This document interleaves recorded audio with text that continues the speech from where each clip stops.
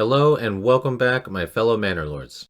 Hopefully, as you're all aware by now, another new update patch just dropped. This one has some pretty significant impact on many gameplay aspects, such as the best practices for starting a new town and getting established with food, economy, etc. Especially since the values for many of the trade items have been adjusted drastically, hopefully this new setup approach can help you get back on track. So in this video, we'll be reviewing the main relevant changes and providing tips all along the way as we go through the process of setting up a successful new town. And as always, I've tried to make this strategy as approachable as possible, and you'll be able to adapt this for any region just as long as you have a single food deposit of any type. If you'd like to see a quick overview of the patch notes and more of the key information included in the update, you can check out that video right here on my channel. So we'll go ahead and just select some standard settings, and then we'll choose a nice starting location on any map. Let's hop into it, and I'll be narrating and adding insight all throughout the playthrough. Alright, so as always, we'll go ahead and take a look at the resources that we have available in our town here. So we can see we do have a rich iron deposit, which is definitely pretty nice. There's a rich fishing deposit right here. There's a regular stone, and there's a regular clay deposit. We also have a regular mushroom deposit over here, which is kind of nice. This setup isn't necessarily really revolving around any particular resource deposits. I would say that you do need at least just one food deposit. It doesn't even need to be a rich one. But whether that's fish or hunting or mushrooms or berries or anything like that, whether even it's just one single regular deposit of one of those, that will be just fine. And we'll get into a little bit more of that information here in just a sec. It's going to tie into the development perk and whatnot that we're going to use for this strategy. Now, this region does not have rich fertility in it, and that's okay because we're not really going to utilize that either. However, I will say that moving forward, I do think that a rich fertility and farming setup is going to be pretty highly desirable moving forward after the changes that were involved with the trade values and the production, particularly with rye being nerfed down to half and wheat still having the 4 times rates for the production at the bakery housing extensions. And also for economy, as producing all that wheat bread will be also highly profitable as well. So I do think that the farming setups are going to be really desirable moving forward. We're not going to focus on that in this video, but I will have another new video coming soon, which will be more revolving around a farming setup specifically and how you can really get the most out of that in the ways that we already mentioned with the wheat bread, but also integrating the pollination affinity as well as apiaries to boost the effect of that affinity, and also for additional economy and production chains as well. But once again, we're not going to really get too much into that in this town setup. This is more meant to be just kind of a basic one-size-fits-all somewhat approach that you can use to get your new towns set up here in these new updates, because obviously some of these changes, particularly to the trade values for items such as charcoal, for example, which I know we all love using charcoal for our getting our towns established for good reason.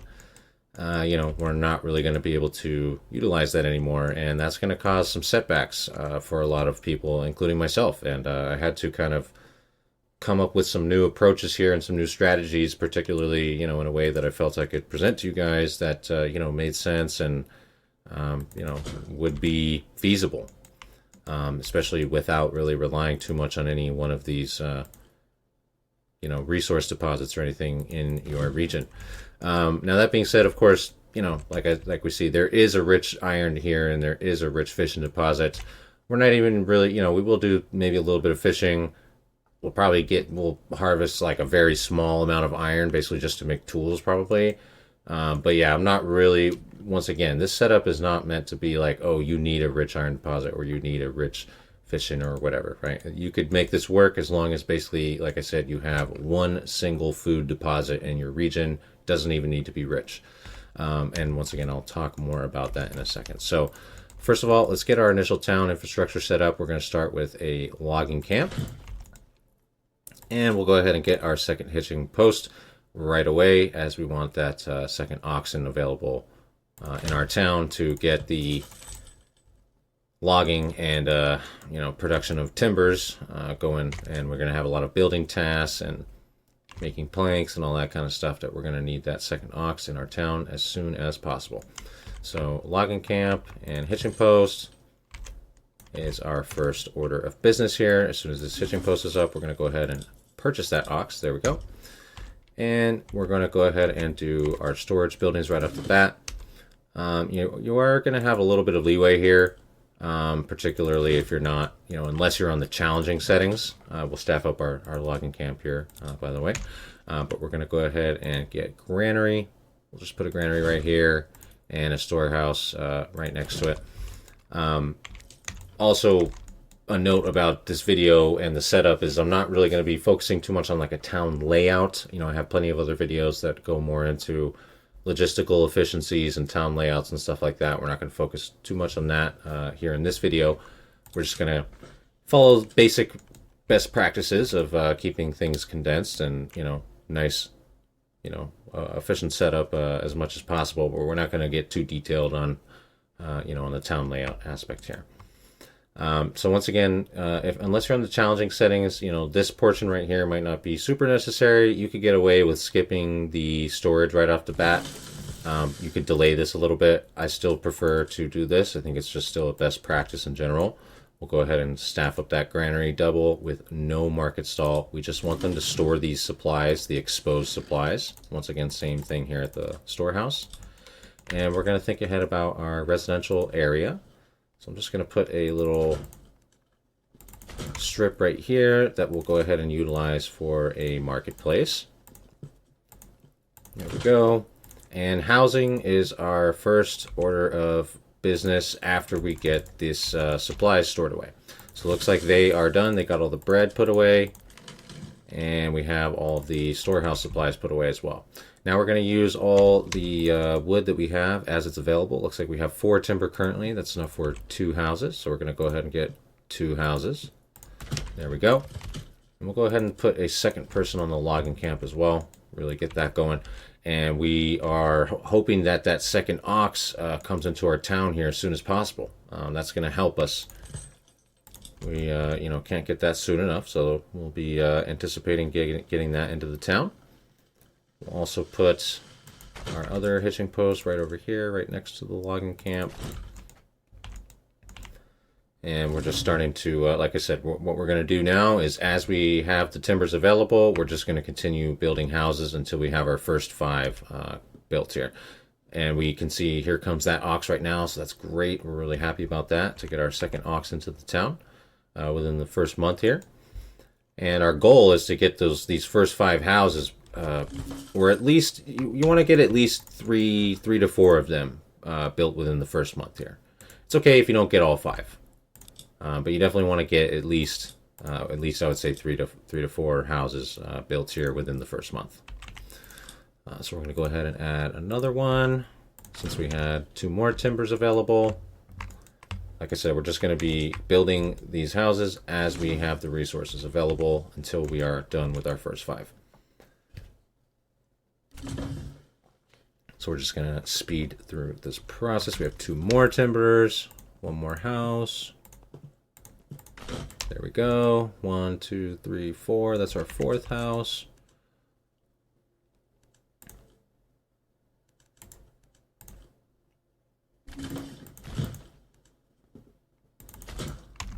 Okay, and there's our 2 timber for the last house that we need.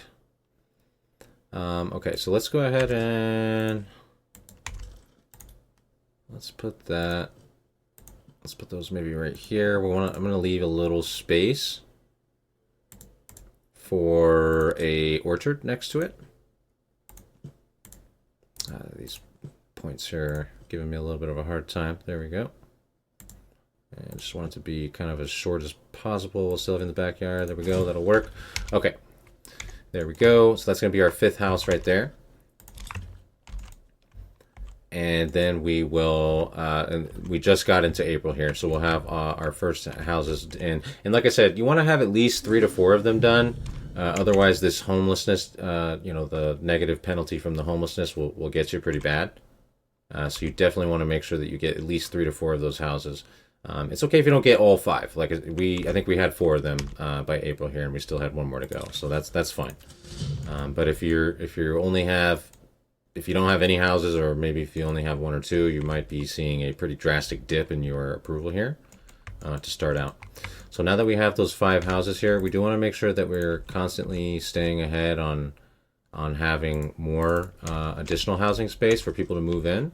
But we're also going to go ahead and get a water well, since that'll give them a little bit of initial approval as well. We'll just put that right here next to our storage and marketplace area. And then we're going to put a couple more houses in just so we are ahead on that and we're ready to focus on other things as we get our town expanding here.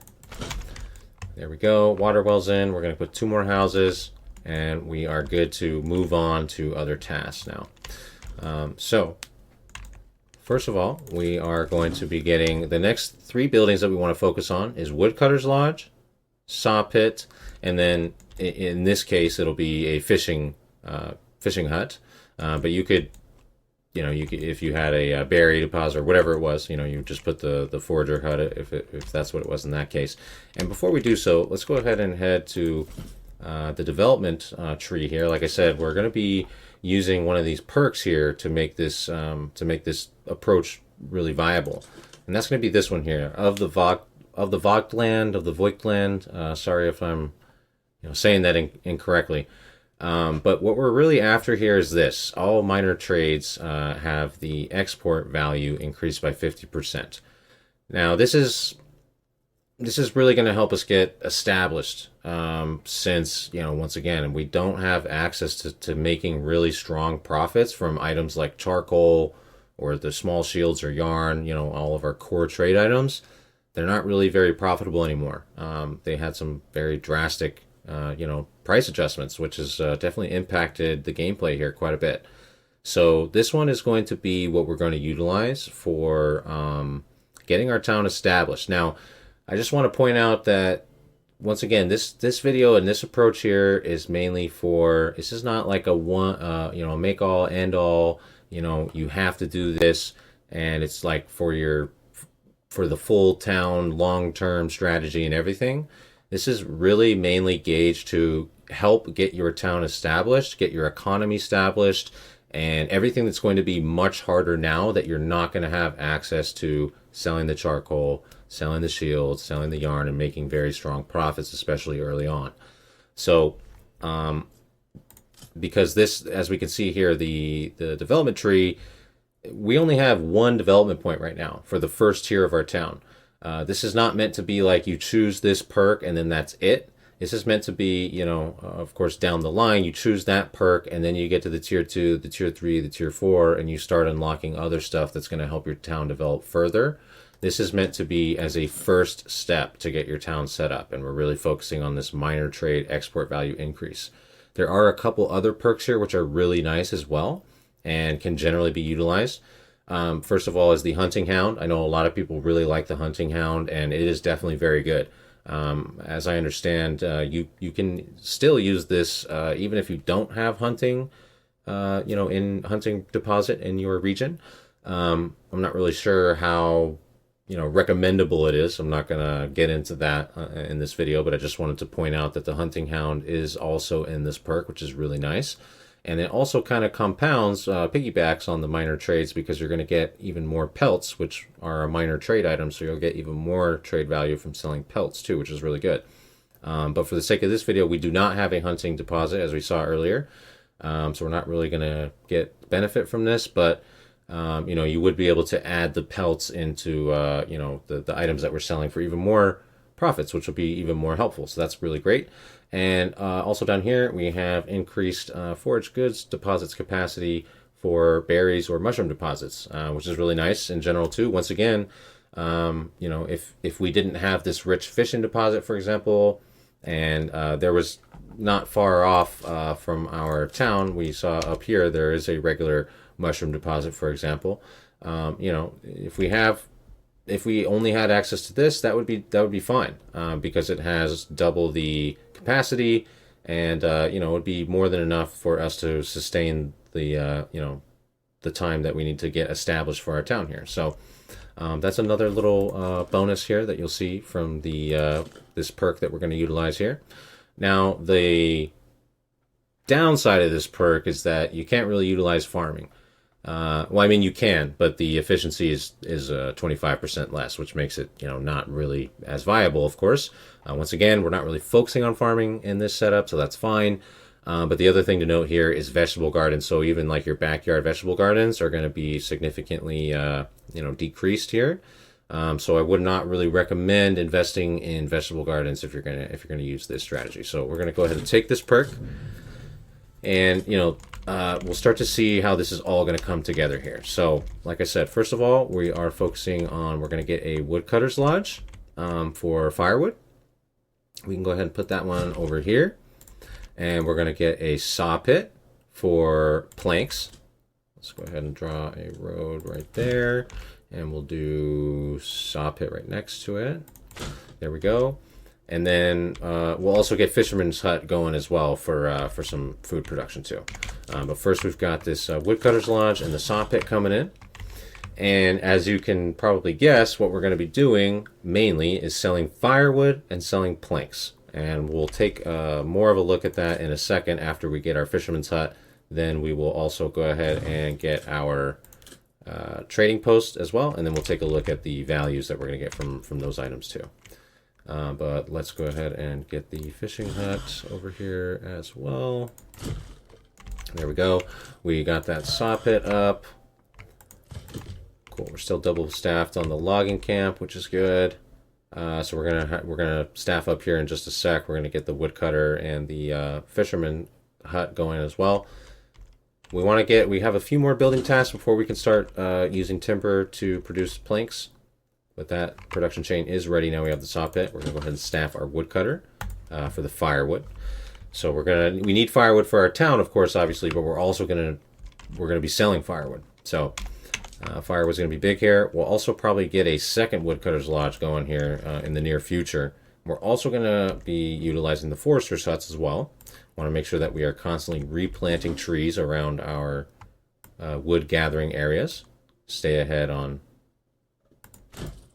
that. All right, we got our fisherman's hut. We'll staff that as well. So we've got 1 on firewood, 1 on fishing, and 2 on logging currently. And we just got a new family moving in. So we're starting to get more people coming into the town too, which is great. All right, and as we can see, our approval's fine right now. We got our houses up soon enough. They're not suffering from homelessness, and they have water. So, they have a little amenity boost right there already, which is great. But we're going to start supplying our market and all that pretty soon here too. All right. That forester site is here. We're going to get that. We want to make sure that we are staying ahead on replanting tree areas nearby for our wood production. Because we have a woodcutter over here, but we're probably, for firewood, we're probably going to add another one over here too, because we're going to be gathering a decent amount of firewood. And now we're ready to go ahead and place this trading post. Let's get that. Put that right here on the King's Road, right at the end of this connector from our storehouse and saw pit and firewood. So we'll have direct access to selling those goods. Perfect. And we still have 1 more open housing area, which is great too.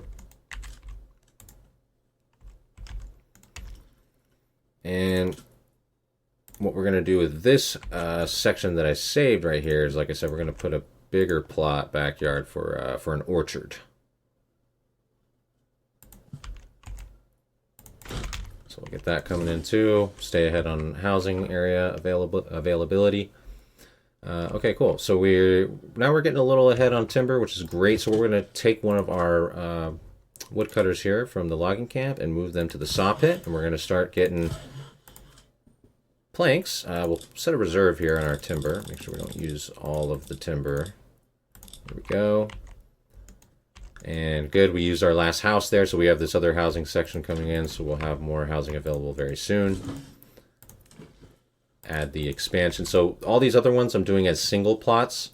You want to double for if it's a veggie or apple backyard, but single plots are more ideal now for several reasons, definitely for this setup specifically, which we'll get into in a bit more here as we continue to get the setup coming together.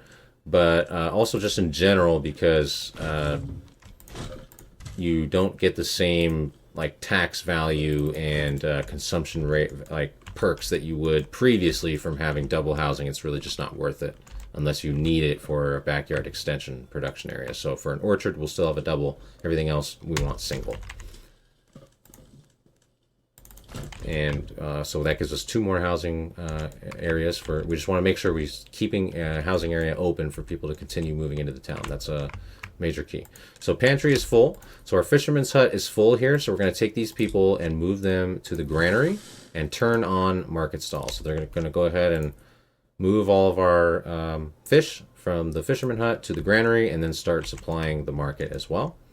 And we're going to go ahead and we're going to get ahead on upgrading our storehouse. Upgrading the storehouse is a major key. We want those extra hand carts available for our workers. Increase the efficiency since we're going to have more tasks coming into play here now. Our storehouse workers, once we get this staff, they're going to have to be moving stuff, you know, from the woodcutter, from the saw pit, etc., and getting, you know, staying ahead for our trading post and all that. So that is what we're working on right now. We're also going to think ahead about we don't have the money for it yet, but we're going to put a hitching post here next to our trading post for once we're ready to purchase a horse. Now, let's go ahead and take a brief look here. The reason why we're using this perk is planks right here usually sell for only 1 regional wealth each, but we're going to sell them for 2. And same for firewood. We're going to sell firewood for 2 regional wealth each instead of 1. And of course, you know, we're not talking massive profits like we would before, you know, with charcoal and whatnot, but this is going to be enough to get us established. And it's going to be enough to get our setup for this approach and this strategy. Now we set those exports there for the planks and the charcoal, or excuse me, planks and the firewood, but we set reserves because, you know, we still need planks for some building tasks and we still need firewood for our town. And we're going to go ahead and staff up the storehouse as well. All right, and we're down to only 1 available living space now. And you know, we got this orchard. By the way, we got this orchard set up here, but we're not. You know, we don't have. This is preemptive planning. We don't have the money to spend on it yet, but we will hopefully in the near future. We're going to keep housing coming in, more single plots. If we can get a 4 right here, that would be great. Yeah, let's get a 8th timber, and then we'll do a 4 right here. Actually, we need to set that to 8. So we just want to have as many single plot houses within this small radius as many as possible. There we go, and we're going to get into that reasoning here very soon. Okay, there we go. We're starting to make some trades. This will, once again, we're not going to be making crazy profits like we would, you know, in previous setups, but it's gonna all come together here very shortly. And once again, this is just a, you know, I just wanted to share with you guys, like, you know, how to get a town established here and set up for success and growth, and not necessarily, you know, an end game, you know, strategy that's going to take your town all the way from square one to the end. You know, we're really focused on how do we get over the, you know, basically that void that usually would be filled from economy being fueled by charcoal and shields and yarn and stuff, right? You know, that being said, it is still definitely, if you've watched my video about the livestock and the sheep are still very much S tier, and I definitely still recommend still get sheep into your town, still sell yarn, and still do all that. It's just not going to be as profitable with the yarn, but sheep are still, like, you definitely still want to get sheep into your town. We're not really going to, probably not really going to get into that necessarily into this video either. Of course, I've explained, you know, that and all the benefits associated with that and whatnot in other videos, but just wanted to mention that, yeah, you know, sheep are still, you still do that for sure. All right, we're going to get another woodcutter lodge over here. We're going to ramp up the firewood production. Alrighty. And we're getting these more houses coming in. We still have available living spaces, all good things. Let's go ahead. See, we're starting to get profits coming in, you know, so we'll get our horse, order up a horse here. We're still in the first year. We're in autumn of the first year now, so we're making good progress, very good progress. Staying ahead on housing. We're producing planks. We're producing firewood. We got a second woodcutter's lodge for even more firewood. We'll staff that. We have a forester's hut too right here, and we set the work area, so they're keeping this all replanted.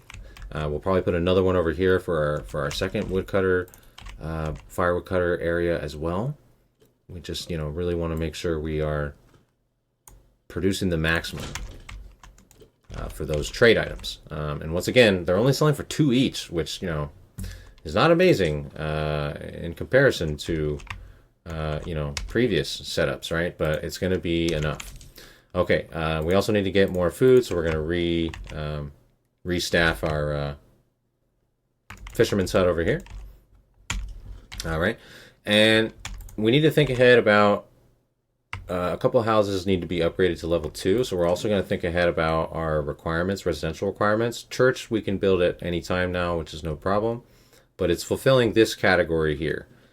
We do have the mushrooms up here, which would count for the foraged goods. As we can see, foraged goods are either berries or mushrooms, so we could gather those. You know, we could put a vegetable backyard, but once again, I don't recommend that with this perk because you're going to get reduced yields on that. Or we could do grains, which will be bread. And once again, we do not have rich fertility here, and we're not really going to focus on a farming setup, but even without rich fertility, as I've pointed out in, you know, the bread video, you can still see, even without rich fertility, we have decent areas for rye. So we could get a little, even just a very small rye setup going. It would be just enough for us to produce enough to get, you know, the grain requirement covered for housing, to just have enough to level up at least. And our last option is fruits, which will come from, you know, orchards. And that's why we kind of thought ahead about an orchard backyard here too. But for the sake of, you know, thinking we want to have a couple houses getting upgraded to level 2 pretty soon, it's either going to be the foraged goods or the grains. So, pardon me, we'll go ahead and, you know, like I said, since like I said, this setup I really only want to require for anyone to only have 1 food deposit, and in this case, since we're using the fish, I'm not even gonna go ahead. I'm not even gonna forage these mushrooms. We're just gonna do it through trade and the communal oven, and basically use the techniques that we had used before with the bread production. However, of course, as we pointed out in the overview video, rye bread, this doesn't work for rye bread anymore. We'll have to use wheat bread if we want to get double production. Even at the communal oven, you're only going to get 1 rye bread per rye flour. You will get 2 wheat bread per wheat flour, but the rye is just 1-to-1 at the communal oven until you have a bakery extension. Then it goes 2-to-1, but then the wheat bread goes 4-to-1, as we talked about in the bread video. That still applies. So we're just thinking ahead about our grain category here, and we're just going to import some wheat, grain or flour, and produce a little bit of bread that will satisfy our requirements here to level up some of these houses to level 2. Now, that's not something we're going to do right now. We're just, once again, kind of preemptively thinking ahead, getting our communal oven set up and whatnot. We have a few more steps that need to be covered before then. First of which is going to be, so first of all, let's answer the question of, what's the next step of this setup here? What is this little bit of regional wealth that we're getting here in the beginning? What is it going to do for us? Now, the answer to that question is, real quick, I'm just going to unassign and then reassign at our trading post so that they register that we have a horse here, because I see the horse has arrived to our town, and we're going to assign the horse here to the livestock tab. So I want to make sure that they are doing the bulk trades utilizing the horse. So we should see them going to mount the horse and take those bulk trades off here pretty soon. Now, what we're going to do with this regional wealth here, and the key to the next step of this setup, is going to be animal pens. So we're going to go ahead and install animal pens. we can go ahead. We'll start with these 4 right here. But we're going to put as many as possible, and this is why we were doing single plot housing and putting basically as many as we could. Also, speaking of which, we need to put a few more. We have no more available housing, and we just want more in general. So we're going to go ahead and place, looks like 3 is the max that will fit there. We'll put 3 more. Staying ahead on, and once again, single plots. We want as many single plots, backyards for these animal pens as possible. And we're still just selling the firewood and the planks. All right, so here comes animal pens. So what we're going to do is goats. So as we mentioned in the overview video, and we can see here in the tooltip, goats now on top of the meats that you get from the Siobhan and the hides that we're going to get, we're also getting a new food source. We're getting milk. So we're going to go ahead and we're going to do goats here. So goats on all of these animal pens that we just installed. That's going to spend basically bulk of our profits that we had available there so far. That's fine. And we want to get this process rolling. We want to start getting these goat pens in as soon as possible. We're still in the first year here, by the way, as well. So the goats are going to give us a animal produce fulfillment because we'll have milk. We're also going to get some meat in the meat section there with the Siobhan. And then we're also going to get hides. Now the hides are going to tie into basically the 3rd phase of this setup, which is going to be turning the hides into leather and then turning the leather into shoes and selling shoes. Now, shoes, I do believe, are going to be one of the most profitable items to sell moving forward. After all the adjustments, as we've harped on time and time again here for the trade values, shoes are definitely very profitable still, as shoes sell for 7 regional wealth each. Hides are only 3 regional wealth each. And let's see, leather are only 3 regional wealth each as well. And they adjusted the production requirements for the shoes. They used to require 2 leather each for shoes. Now they only require 1 leather each for shoes. So basically, you know, this is definitely a highly profitable item now. I think shoes are going to be one of the best things for us to sell. That being said, setting up the production chain for shoes is not as convenient and not as easy as setting up a production chain for charcoal, for example, right? So that's why we are utilizing the perk of the Voigtland, or of the Voigtland, however you say it, to really get us established to the point where we do have a production chain set up for shoes, and then we're really going to ramp up our profits from that point. Yeah, we, you know, without the Voigtland perk, getting to that point would be quite a tedious process. You know, everything's, you know, all the other items are way less profitable now. Everything's slower to get your town established and all that kind of stuff. So we're really utilizing that perk to boost up our town here establishment and get us set up with the backyard animal pens and whatnot that we need. Let's take a look here. This guy, oh, he went off trading. Okay, see, I am upset that he's not using the horse. So when this guy comes, we're going to keep an eye on this. When he comes back from the trading, we will try reset them or whatever. We want to make sure that they're using this horse. We bought it for a reason, obviously, and the horses are a big key for maximizing the profits from your trade. All right.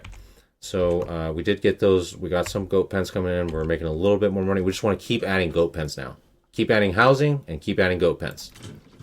So we got these 3 houses that we added right here. More animal pens. Get those coming in. All right.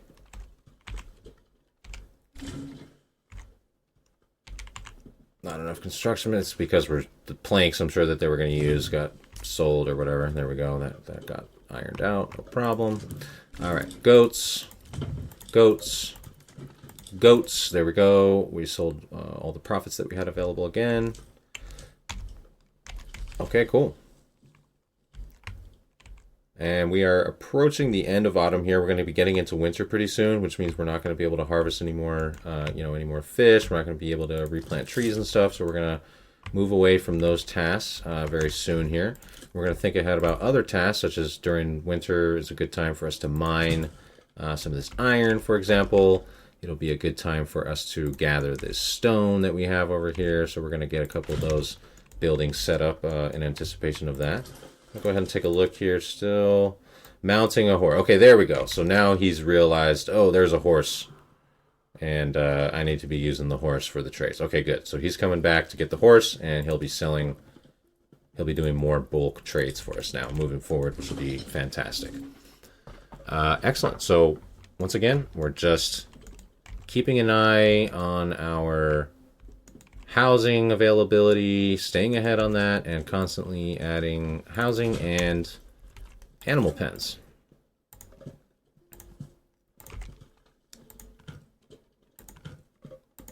This doesn't like one of the placement points, I guess. Okay, it's fine. Keep adding housing, keep adding livestock pens, keep adding goats.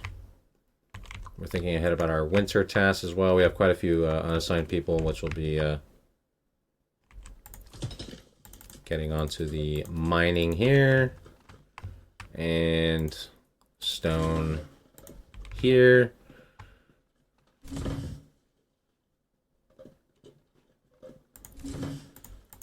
And we're approaching winter's coming in right now, basically. So we're just going to be... as soon as that happens, we're going to be done with fishing and done with forester's huts for the winter season. All right, there we go. So he went and sold. There we go. We got 100 coin came in right there, which is great. So now he's starting to sell in bulk.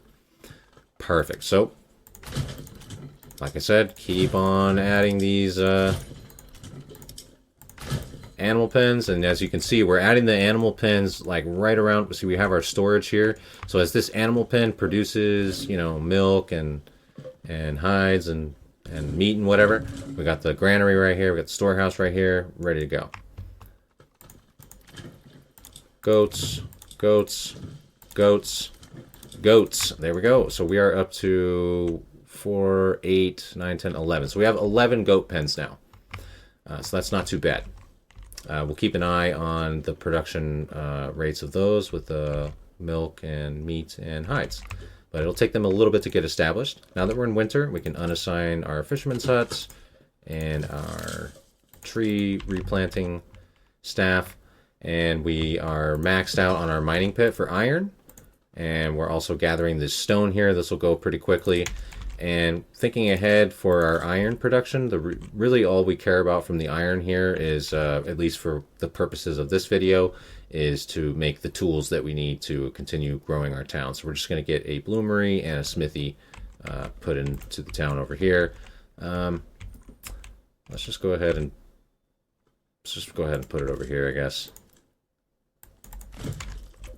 Once again, not too focused on town layout. For the purpose of this video, I'm just going to go bloomery and smithy right there. There we go. Bada bing, bada boom. And we are going to have what we need for our tools. And that's really all we care about as far as yarn for now. But as we can see, we are still selling. We're still making decent, slow and steady little bit of profits here. We're still in year 1, and we've had enough to get 11 goat pens up. We got our horse. And now what we're thinking about is the grain, which once again... This is just, we didn't necessarily need to do this because we could have gone and gathered the mushrooms that were available over here, for example, to get that fulfillment on the other section right here to be able to upgrade to level 2 housing. Or we could set up a little rye farming area with, even without good fertility, you're still going to be able to farm some rye. But just for the sake of this video, to show that it even still is possible, we're just, even without even with the drastic changes in the trade here, we're just going to go ahead. I'm just even going to go straight to flour. I'm not even going to bother with the windmill. We're just going to spend even just a little bit more and import some wheat flour. I'm just going to go ahead and set 10. And we're going to think ahead once again, or we already thought ahead about that communal oven. So we're just going to keep it real simple. We're following the strategy that we had from the bread guide. to import some of that. You could do the grain, or you could do if you want to get a windmill, you convert the grain to the flour, and it's a little bit more cost effective that way. I'm just going straight to flour here to keep it even simpler. And to that point, I kind of wanted to also point out that real quick, I'm going to staff up the bloomery and the smithy here to get some tools under production as we have the iron coming in during the winter. And we're also done with stone, so I'm going to unassign them and delete the stone gatherer because that's done. Let's go ahead and just double up on the logging camp in the meantime. And so I did want to point out here too, another benefit with this setup now, even though of course, once again, we're not making those crazy profits like we were before. But we're also not utilizing as much labor either. Think about how simple it is to get firewood and planks. You know what I mean? Like, that's it. You put down a woodcutter's lodge and you're getting firewood. You're going to be getting timbers anyways, and you're going to be making planks anyways. You need them, right? And so, just one logging camp, one saw pit. There you go. So basically, we're just, this is nothing special. It's not like we're going out of our way to make these sales either. You know what I mean? It's very simple. And of course, can be used in any setup. So just wanted to point out too that that's another benefit. See, we have so many unassigned people we have available constantly. It's very convenient. And we also, as we get the profits coming in too, I want to use some of these for, once again, we want to get a little bit of wheat coming in so that we can upgrade a couple of these houses. But, we'll also spend some here. We'll add like an orchard in this backyard, and then we'll add, some fruit trees back there, for example. We could spend some on that too, to start getting our food variety coverage. In the meantime, during the winter here as well, especially while we have people free around the town, we're just going to go ahead and get a church put in as well. We'll go ahead and move forward with that. And then we'll be hopefully ready pretty soon to upgrade a couple of houses to level 2. And the point, like I said, what our main goal with upgrading a couple of these houses to level 2 sooner than later is to get the cobbler's workshops established and start producing shoes. And we are out of housing space once again, so let's build a few more over here. We have our church coming in, a few more houses coming in. We are anticipating a shipment of wheat flour. There we go. We got a few wheat flour coming in right there. We got a few more too. There we go. So let's just go ahead and staff up our communal oven. And now that the church is built as well, we should be able to start upgrading. We should have access to upgraded houses very soon here. As soon as the bread gets produced and moved to the market, we should see that option coming into play. I'd also like to take a look at here and show you guys, if we just open up our field tool just for a reference here on how big this backyard space is that we put for the orchard, just for a reference. Looks like we're roughly 0.91, so we're roughly 1 Morgan backyard space here, just for us to see for the price points, because this is another thing that got adjusted in the current patch. We got they rebalanced like the prices and production rates of the different tiers of fruit trees or vegetables that you would put in. So quinces here for this reference are 189, apples are 378, and pears are 567 for about 1 Morgan space of backyard there. Looks like the bandits stole 5 of our wheat flour. Ugh, that one hurts right there. That's not cheap, and we're using it to get the bread that we need. So, but it's not the end of the world. Bandits are bandits. All right, so as we can see, a few of these houses are popping up now with the option to upgrade to level 2. So that's great. Now we don't want to upgrade. We don't necessarily want to upgrade ideally houses that we've already put the animal backyard extensions. We want to upgrade a house, 2 houses, 1 or 2 houses that do not have anything in the backyard yet, because we want to turn them into cobblers.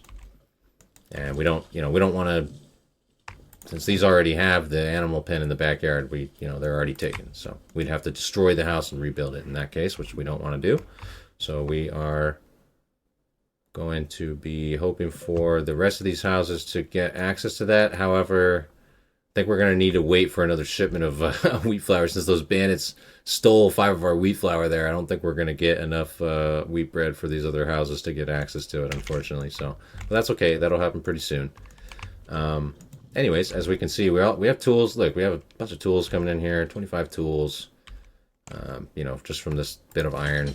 Where I don't even. That's it. We're like I said, we're not going big on iron here. You could, of course, obviously in this case, it'd be like, yeah, let's, you know, definitely if you had this rich iron node here, max it out. You know what I mean? Like, get all the iron you can, produce that iron, sell the iron, do all that too. It's just for, like I said, for the sake of this video, I just wanted to show that this can be, even if you don't need to have a rich iron, you know, none of this is required. We're just, you know, going off of total basics here, basically. And in a way that any one of you can use for any one of your towns or playthroughs. Cool. So basically, we're just waiting for another shipment of that wheat flour, since the bandits, since they robbed us. But until then, we'll go ahead and staff up our forester's hut, fishing huts, since we're back in springtime here. Looks like we did pay for some wheat flour there. I think we got a few coming in. Yep, good. All right, and just for note too, as we're kind of keeping up with what's going on with our goat pens, we can see we have about 7 milk in supply, and we have about 6 Siobhan meat in supply as well, and we have about 8 hides. So as we can see, it takes a little bit of time for them to get established and start kicking in. But now we're starting to see the results here, and we only have about we have 11 goat pens right now, so it's not like we have a ton of them.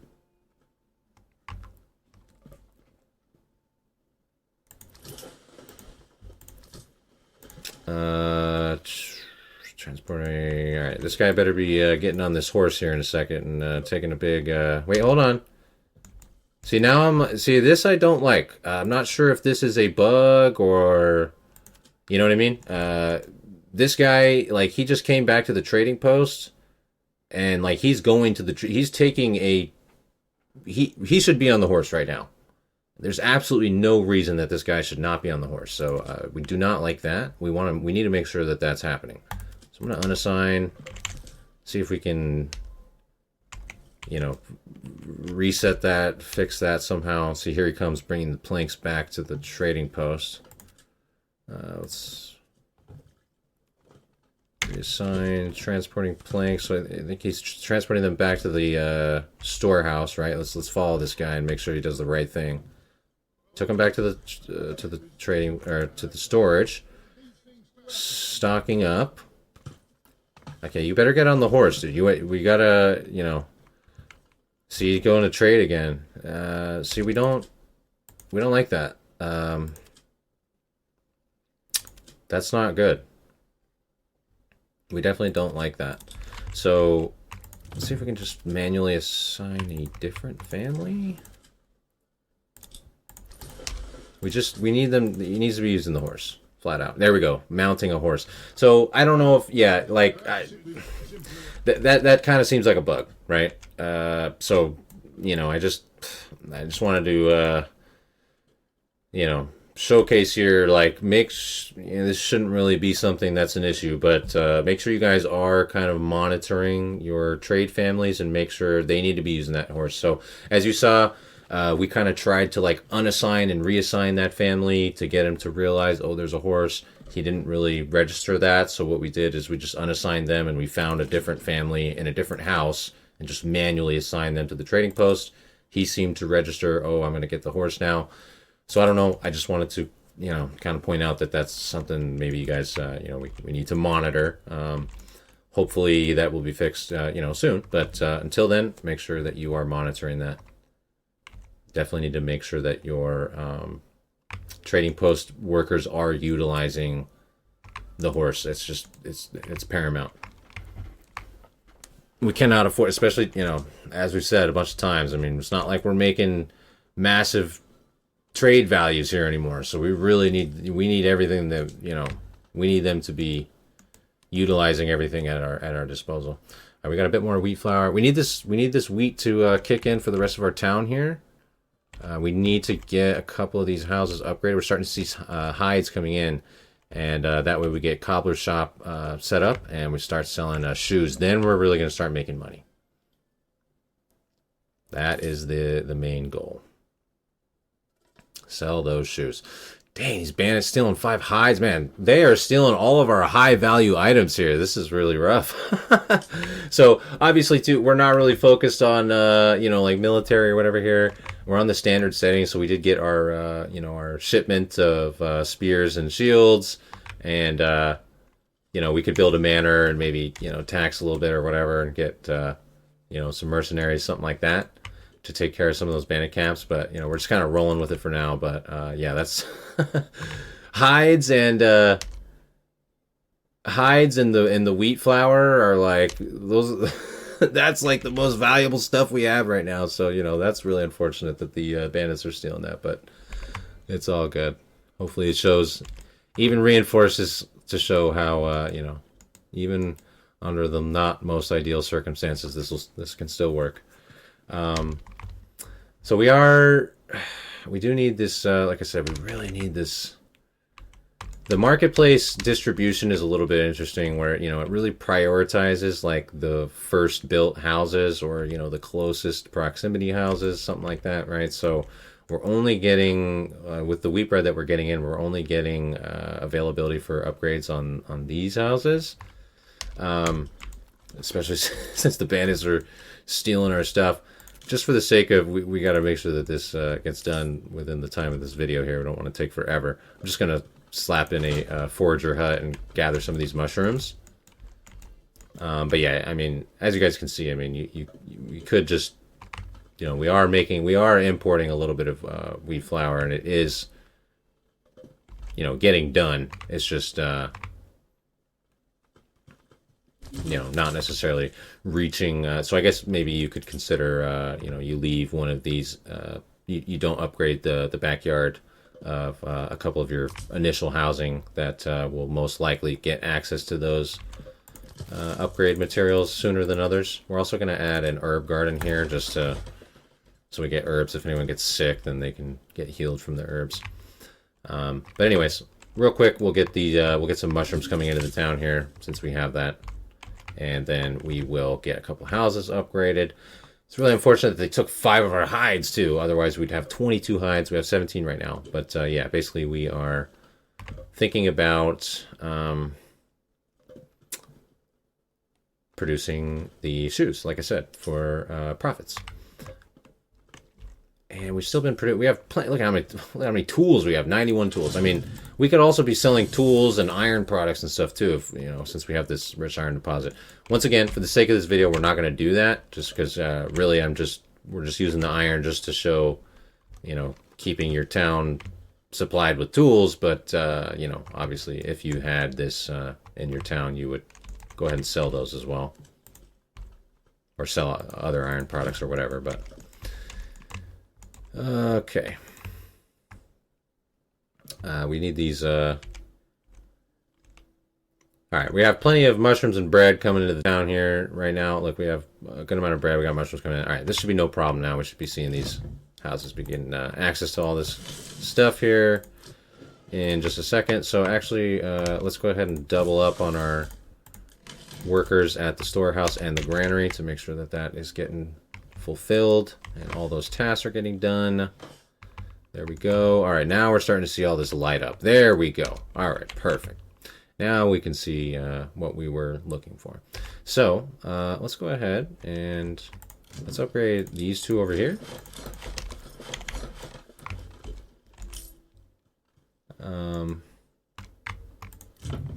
We'll just upgrade a couple over here too. I mean, why not? Whatever. Basically, we just want to have a couple options for us to place cobbler shops, as we said. So we're not worried about, we got way ahead on tools. Look, we have plenty of planks around that we're still been selling. We got tons of firewood that we've been selling. We're still good to go on all that. Let's take a look here and make sure that we're still selling them for the regular prices. We're not oversupplied on the market. We're good on the firewood. We're good on the planks. We're still selling for 2 each. And that's all we've been selling. Actually, at this point too, we're going to go ahead and turn off.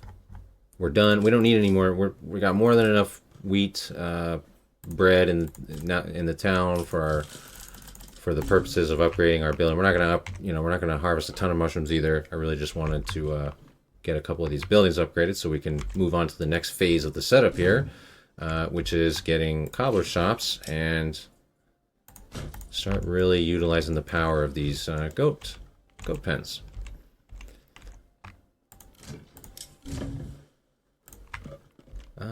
All right, so let's see. Let's put more animal pens on these other available houses over here. So pretty much as many goat pens as you can. Like, just keep adding them. You know, like as you have the money and the opportunity, just keep adding them. You know, we spent a little bit there on, you know, getting some bread or, you know, whatever, and getting our houses upgraded, yada yada. But now it's all good. So we got a cobbler there. We skipped a step. I'm getting a little overzealous here. We skipped a step, which is the tannery. But we'll put the tannery right here, and then that way we've got our hides, which will be at the storehouse. We've got our tannery, and then we've got our cobbler shop, and then those shoes will go to the trading post, and then there we go. We're starting to make way more profits moving forward. And as we continue to just make a little bit of profits here that we're not using anymore for wheat flour, we're just going to put in these goat pens here, and we'll also, you know, we can build up a little bit of regional wealth to place in, you know, we got this orchard area set up too. We can get some fruits coming in. And once again, I haven't really done a bunch of testing here since the updates where they revamped or, you know, kind of rebalanced. I'm going to staff the tannery here real quick in the meantime, by the way, and get the hides starting to turn into leather and get the cobbler shop going. But I'm not really sure, you know, I haven't tested. They rebalanced, you know, the price points and production yields between all the different tiers here, you know, quinces, apples, or pears. I remember previously pears pretty much trumped all the other options by a lot. I'm not really sure if that's the case anymore. I think basically the point of their rebalancing was to make it more all the price points to correlate with their yields across the board here better. So I don't know, maybe the quinces are a decent option for cheaper now. Apples are probably, you know, a pretty solid option for, you know, like a middle price point. But I'm sure the pears are still definitely worth it if you have the money for them. And maybe we're, you know, a little overzealous here with putting like a full Morgan-sized backyard. I still think, obviously, you know, it is still really good to have the big backyard areas. Just maybe not for like our first one because it's pretty pricey. But you know, once we have a little bit of money to spend here, we'll go ahead and put in one of these sets of fruit trees too. Maybe we'll even just go for the quinces since they grow faster and they are a cheaper cost, and we're not going too deep into the timeline of this town in this video here. But yeah, I just wanted to point out that, you know, you could take into consideration which different type of fruit, for example, you wanted to put in here, and these have all kind of been rebalanced. So if you guys have any, you know, inputs or insight on, you know, the differences between these different options here now at this point since the updates, definitely throw that into the comments. So yeah, let's take a look. We should see, yeah, there we go. Look, we got shoes. Shoes are being produced. There we go. We got 10 shoes. We got hides being turned to leather, leather being turned to shoes, and we are ready to start making some serious money here moving forward. So we have a decent amount. Look, we got 15 milk, 11 Siobhan meat. So, you know, we've got these goats are paying off. I really think that this is going to be a pretty strong, you know, establishment setup for basically one size fits all. Like I said, you can do this in you don't need any specific resource deposits or anything like that. And, you know, the thing is, it's a bit more of it takes a little bit more time and effort for us to get to this point, because, you know, charcoal was so efficient, right? Or, you know, shields or yarn, for example, so efficient, right? It's taken us a little bit longer to get to this point. But that being said, now that we're at this point, once we are able to really start selling shoes, then we're going to make serious profits. Then we can be like, okay, now we can start investing in sheep for my town, right? Or now I can start, you know, expanding into more bigger orchards, you know, or now I can start taxing and, you know, getting treasury wealth so that I can hire mercenaries or whatever, right? Speaking of which, you know, we can go ahead and build a manor. Why not? Once again, it's not, you know, really the goal of this video, but just to kind of show as how we can use the progression of the town and the growth of the town here to get more stuff done. But let's go ahead and take a look here in our records, and we can see all time. See, we're not making crazy profits. We did spend like a decent chunk on getting some of that wheat flour in. And once again, that's probably something that, if you have a berry deposit, if you have a mushroom deposit, or if you went ahead and set up like a little farming production chain, even without risk fertility, just for a little bit of wheat, maybe you wouldn't, maybe you don't even need to spend this. I just wanted to show that like it is still possible, even with the economy not being quite as strong. This is still a possibility. And, we've had excess labor the entire time. So, we could have definitely had a farming setup. We could have gone a couple other routes there, to make it a little bit more cost effective, for example. But, we're hanging in there, economy wise, even with that. Even with those setbacks. So, just to really show that this is a possibility regardless. So, see, we're up to almost 300 regional wealth now. So, we're really not doing too bad. We'll probably just get to the point of making sure that we take care of the first bandit raid here as we go into the third year, and just take stock of where our town's at, and then look at, what this would mean for, how do you move forward with this setup, and kind of review everything up to that point. But we've gotten through a bulk of the setup here, guys. Things are looking very good. Hopefully everything's kind of been making sense as well along the way here. But yeah, we could, right now we have the money that we could maybe tax a bit, right, in anticipation of getting some treasury wealth for mercenaries. We could spend on getting let's go ahead and let's plant some quinces right here. We're in September right now, which is a good time. That means they'll have a full year to grow before the next season, so they'll be halfway mature before the next harvest season, so that's not bad at all. So we got quinces. Now we'll have a decent little fruit supply as well, and then we're also thinking ahead about, once we get maybe a little bit more sales come in here, then we'll tax a little bit, and we'll have a little bit of treasury, and yeah, we'll be sitting pretty in a lot of aspects here. Our goats are continuing to produce. The hides are right. I mean, look at how many shoes we've made already. I mean, yeah, like, guys, it's it's working. And we had 11, 12, 13. Now we have 14 goat pens in total now. We could just continue adding more goat pens with the money that we have too. But we also need to think about the trade route, right? Commodities, shoes. We also need to think about this trade route. So let's just go ahead and do. Let's get this trade route. Exporter, and we don't need any right now. Like, the shoes are only used for tier 3 housing. That's the other benefit here too, is that all the shoes that we're producing right now, we can just sell until we're at the point in our town where we're ready and we need or want to upgrade tier 3 housing. We don't need to worry about using the shoes for anything other than just selling. So sell the shoes, and now that we're selling these shoes and we have 45 of them to sell, I mean, that's going to be huge profits coming in for us. Let's do a quick math here. 45 times 7 is 315. So we have 315 regional wealth worth of shoes right here. So we're going to sell those. And we're, also still selling a bit of planks and firewood. So, after we get a couple hundred wealth coming in here again, we'll just tax a little bit, and we'll be ready with our mercenaries. And we had our shipment of the original spears and shields, so we have a little, spear militia that we can utilize. We have our initial retinue.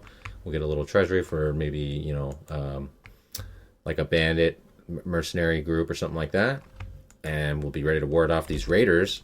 And our town is set up for success moving forward. Like I said, we have 14 goat pens. We have a backyard about a Morgan's size of orchard with quinces. We have plenty of, we're good on just from using the fishing. I mean, I know we did get a little bit of those mushrooms there, of course, to utilize for the the leveling up of our houses or whatever. But we, as you can see, I mean, we have a decent, steady supply of milk and Siobhan for the meats, and we're just using our fish otherwise from the fishing deposit that we have over here, or once again, whatever that single food deposit would be for you, just utilizing that. And yeah, we're staying ahead on that. We got double firewood, one over here, making more than enough to supply our town and keep sales coming in as well. So, like I said, I really think this setup's pretty strong. It's going to be very good for a little while here, and it'll be even better once the rest of these development trees start to unlock. Coming soon. Hopefully, it's like for example, we did the first step here. Now we're on tier 2 housing, tier 3 or tier 2, tier 3 village level. Excuse me. Then it's like for example, here maybe we can invest in a perk that boosts our food production of orchards or something. I don't know. Like we don't know what these development perks are going to be yet, but I'm just saying for the for the reference of like this first perk here is meant to be just that, the first perk, the starting perk. This is not meant to be the only perk that you get for your entire town for the entire playthrough. Unfortunately, it is that way for now until they add the rest of the perks, but that's not necessarily, the core of what this strategy is about. Eventually, you will be able to expand on this much more, and it'll be really, really good. Even better. I mean, it's already good, to be honest. How it is nice. I mean, obviously, without the charcoal, it's a significant difference that we're not selling charcoal or that typical strategies that we were using before. Very, very, very drastic change there. But I feel like we've been doing quite well here. And we spent about 500 regional wealth. We went a little overboard, but maybe we bought a little too much. And there we go. Look at that. A huge sale just came in, over 300. We just sold a bunch of shoes. There we go. 45 shoes got sold for 350. There we go. Right there. We're in. So just like that, we're up to 645 regional wealth. We're just going to go ahead and tax. We're just going to go ahead and tax 10%. And yeah. We're going to be good because those raiders are coming pretty soon. We're going to have treasury. We're set up here, guys. Now we're looking really good.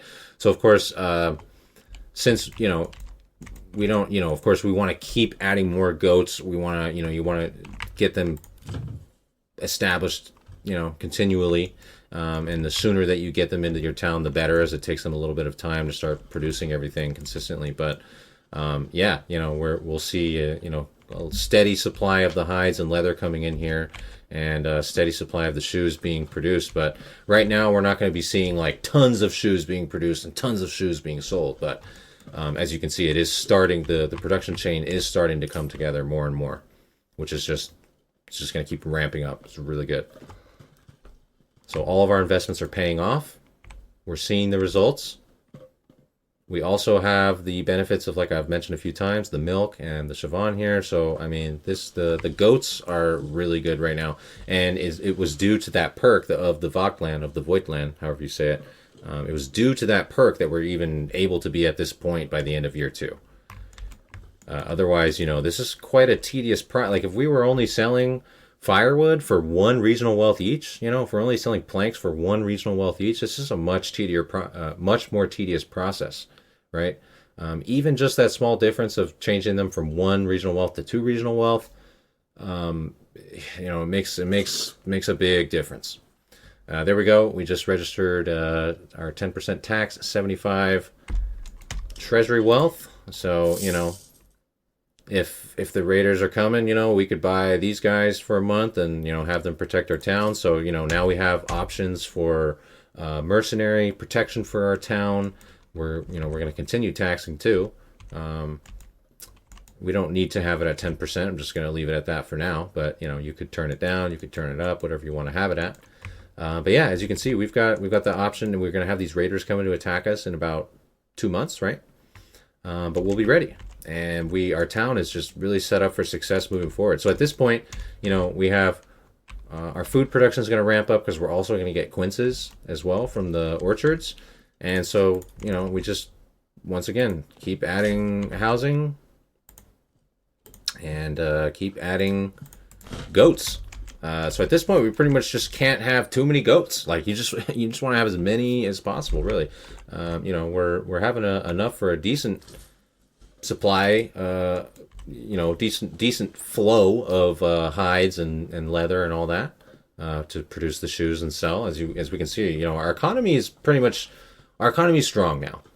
Even if we're not selling tons of shoes at once, we are still consistently selling planks and consistently selling firewood for 2 each. And we're, you know, as our shoe production levels of shoes continue to rise, we'll sell more and more and more of those. But as you can see, I mean, we're gaining on our regional wealth here, and it's looking really not that bad at all. So we're gonna leave this second tier 2 house here that we pre-upgraded for another cobbler. We don't need it quite yet, but once we're at that point, then, you know, we'll be ready for it. We're just gonna add more livestock pens to these other houses here, more goats, like I said. We just had another month roll over. We got more treasury wealth. I mean, we are just looking really good. We'll decrease that down to like 5% because we got a decent amount of treasury now, more than enough that we need for, you know, a mercenary group. So as we can see, these bandits are coming pretty soon. So in 21 days. So we want to think about getting a mercenary company pretty soon. It might take them some travel time to get across the map. So when there's like maybe 14 days left, 2 weeks or so, we'll probably order up one of these mercenary camps. Have them come fight for us. Let's take a look at our options here. All right. Let's just get the cheap one. If we need more, we can get them, but we'll just get the cheap one to start. Just have him start moving towards our town, getting ready to defend. There we go. So we got some troops on the way. We could, like I said, we could order more mercenary. We still have plenty of money. We could order more if we need them. I don't think we're really going to need them for this first little attack, but you know, we have that option. And we added those animal pens here. So goats, goats, goats, goats. We like goats. We want more goats, more hides, more leather, more shoes, more money, and more food. Win, win, win, win, win. That's what we're talking about. All right, so let's take a look here. Band of Raiders. Let's take a look at their position. So they're pretty close to our town. They're coming from right here. Let's take a look at the map. Okay, our guys, they're not far. They'll make it. Let's put on sprint. Let's get them headed over here. ASAP. We can also let's take a look at the map. What are the regions here? Ander Donlay or Rohalak? Is there any? Oh, these guys arrive in Rojo. That's our region, so that's cool. We'll get these guys. There we go. And they'll show up right here. There we go. And now we have a good amount of troops. Just from mercenaries, just from our little bit of treasury wealth that we taxed here. And just from selling within the first 2 years, just from selling firewood, planks, and then shoes. With our goat set up here. So we'll take care of these bandits, and then that'll probably wrap it up for this video here, guys. I hope this was helpful for you guys to show, you know, how you can get established here, despite a lot of the big changes that came our way in this latest patch. It's a very significant and drastic difference in the economy. In particular, which cascades into pretty much everything else. You know, it affects your food production because it's harder to get, you know, vegetable gardens or orchards or animal pens. Everything's just harder to get set up when you don't have, you know, a super strong economy option. All right, here we go. So we have a couple bands of bandits to take care of here. Should be no problem.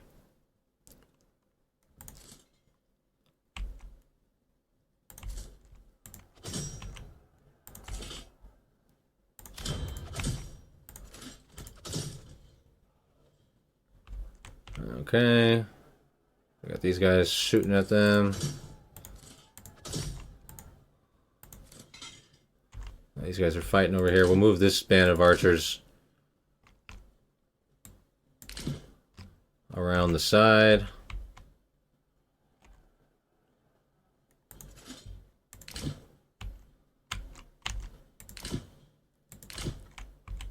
We're fending off these bandits here. I mean, we could also, you know, rally up our retinue, or we have, we got the initial set of spears and shields that we could have a, you know, initial spear militia come in and fight for us as well, but we'll just go with this for now. Oh no, they're coming through the mining pit! But yeah, it's all good. We don't really care about these mercenaries, obviously. They're just disposable. There we go.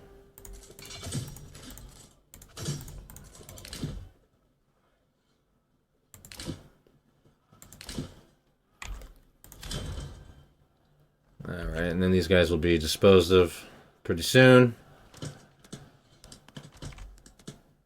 And then we'll be good to go.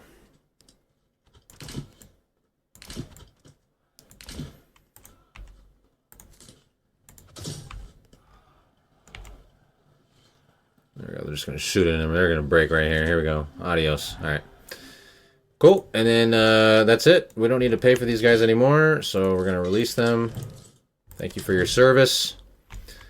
And there we go, guys. Bada bing, bada boom. We are in year 3. We have a strong economy. We have good regional wealth. We have leftover treasury wealth.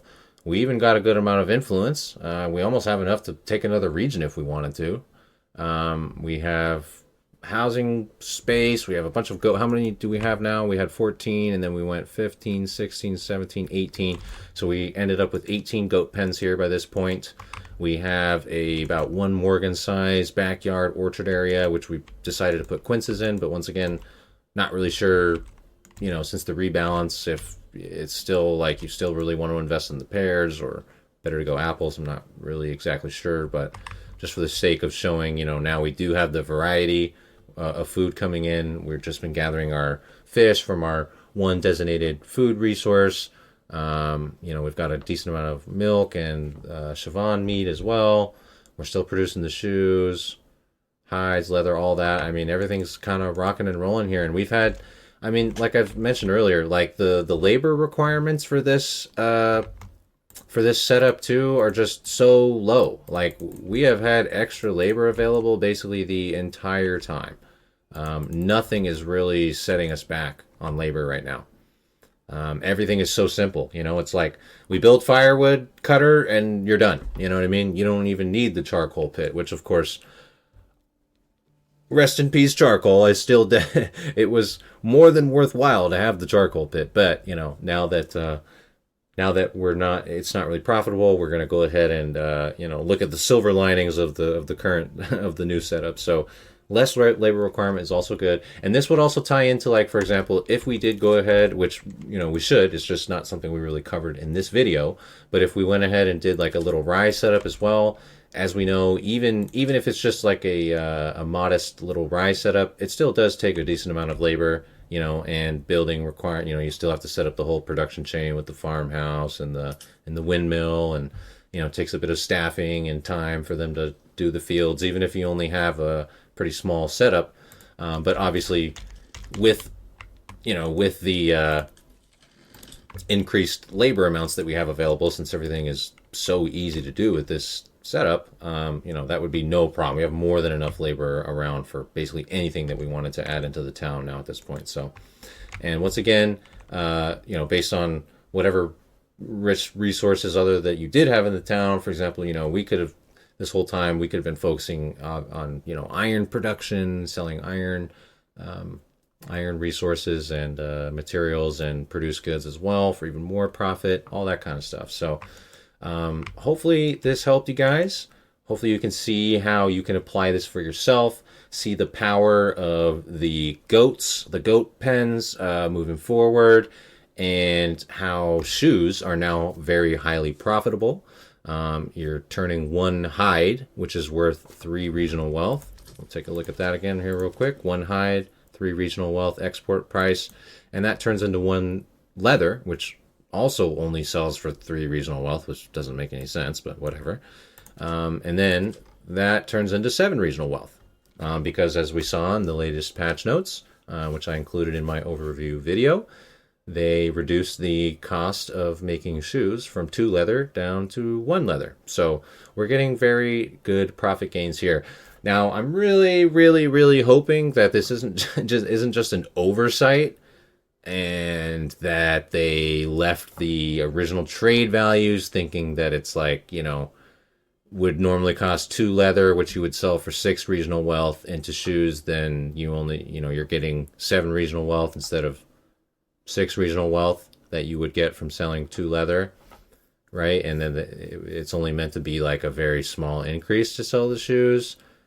I'm hoping that that's not an oversight here with the trade values and profits, and that, you know, it does stay this way, because, you know, it seems fair. In my opinion, it seems fair, right? I mean, it's not very easy. It's not easy at all, actually, to set up a production chain for shoes. It has a lot of requirements.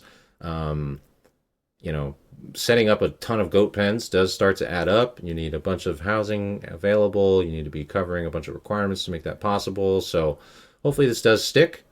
But you know, if not, then we will adapt again, and we'll be making new videos for that.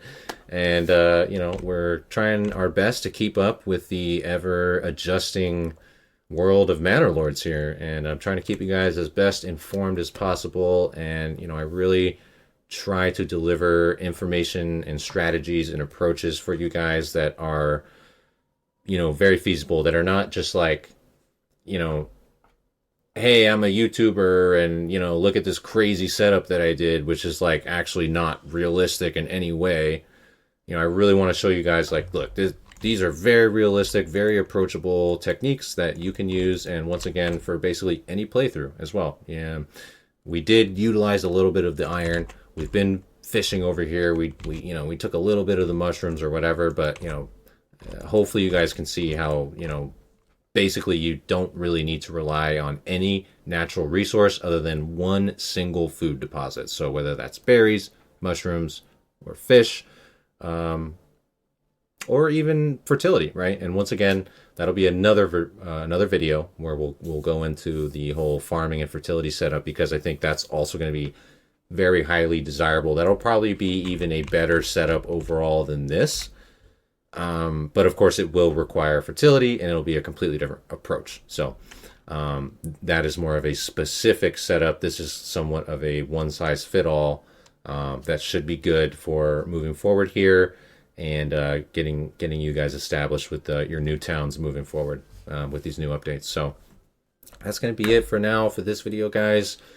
Thank you so much for watching. As always, I really appreciate it. All your engagements here on the channel, any of you guys that are the regulars that are here in the comments and showing your support, and, you know, engaging about everything that, you know, I talk about in the videos and the guides and all that kind of stuff, and you know, engaging with other people in the community here that we've established on the channel. I really, really appreciate it, guys. It means a lot. And I really hope to see you guys in the next video. We'll do a quick stroll through the town, and then we're gonna wrap it up here, guys. But our market guys are selling their goods.